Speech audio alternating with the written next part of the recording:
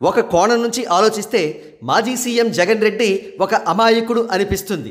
బహుశా దానికి కారణం గతంలో తాను క్రిమినల్ అయి ఉండడం వల్ల, జైలు జీవితం గడిపి వచ్చినందువల్ల, సడన్గా సీఎం పోస్టు లభించడంతో అదంతా కూడా ఒక దేవుడి స్క్రిప్ట్ అని, తాను దేవుడి బిడ్డను అని భావించి దారుణమైన అహంకారాన్ని సంతరించుకున్నారు జగన్ రెడ్డి. ఈ నేపథ్యంలోనే చెయ్యకూడని మహాపరాధాన్ని చేశారు జగన్ రెడ్డి. అది మరేమిటో కాదు, తెలుగు ప్రజల ఆరాధ్య కథానాయకుడు పద్మవిభూషణ్ మెగాస్టార్ చిరంజీవి గారిని అవమానించారు జగన్ రెడ్డి.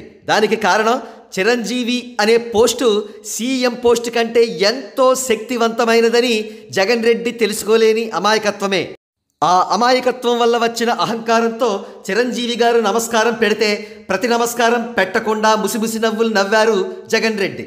అయితే చిరంజీవి అనే పోస్టు విలువ తెలుసు కాబట్టి జగన్ రెడ్డిలా మూర్ఖుడిలా అమాయకుడిలా ఉండకుండా విజ్ఞులైన తెలంగాణ సీఎం రేవంత్ రెడ్డి గారు ముందు ఆయనే నమస్కారం పెట్టి చిరంజీవి గారి చేత ప్రతి నమస్కారం పెట్టించుకున్నారు. వాస్తవానికి సీఎం పోస్టు యొక్క టెన్యూర్ కేవలం 5 సంవత్సరాలు మాత్రమే ఉంటుంది. ఆ 5 సంవత్సరాల తర్వాత ప్రస్తుతం జగన్ రెడ్డి అనుభవిస్తున్న దిక్కుమాలిన స్థితిలా ఉంటుంది. అదే చిరంజీవి అనే పోస్టు యొక్క పవర్ ఆయన తదనంతరం కూడా కొన్ని శతాబ్దాల పాటు నిలబడుతుంది. చిరంజీవి అనే పోస్టులోని గమ్మత్తు ఏమిటంటే కాలం గడిచే కొద్దీ దాని యొక్క గొప్పతనం పెరుగుతూనే ఉంటుంది కానీ తరగదు. ఉదాహరణకు జగన్ రెడ్డికి నమస్కారం పెట్టే నాటికి చిరంజీవి గారు పద్మవిభూషణ్ కాదు, కానీ ఈనాడు ఆయన ఇండియాకే 2nd highest civilian award Padma Vibhushan పురస్కారాన్ని అందుకున్నారు.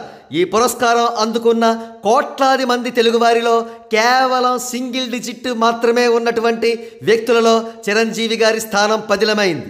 On the contrary Jagan Reddy గారి పరిస్థితి ఎంత దయనీయంగా దారుణంగా తయారైందంటే ఆయన ఎక్కడికి వెళితే అక్కడికి అప్పుల వాళ్ళు తరిమినట్టుగా తరుముతున్నారు అపోజిషన్ ఫోర్సెస్ అండ్ కాంట్రాక్టర్స్. ఇక అంతకంటే నిస్సహాయ స్థితి ఏమిటంటే ప్రస్తుతం ఆయన ఒక అడుక్కు తినేవారిలాగా అనిపిస్తున్నారు. ఎందుకంటే ప్రతిపక్ష స్థానం హోదా లేకపోయినప్పటికీ స్పీకర్ గారికి ఒక లెటర్ రాసి అత్యంత దయనీయంగా అయ్యా నాకు ప్రతిపక్ష స్థానం ఇప్పించండి అయ్యా అని వేడుకున్నారు. ఇప్పుడు క్లియర్గా అర్థమైంది కదూ, చిరంజీవి అనే పోస్టు సీఎం అనే పోస్టు కంటే ఎంతో శక్తివంతమైనదని.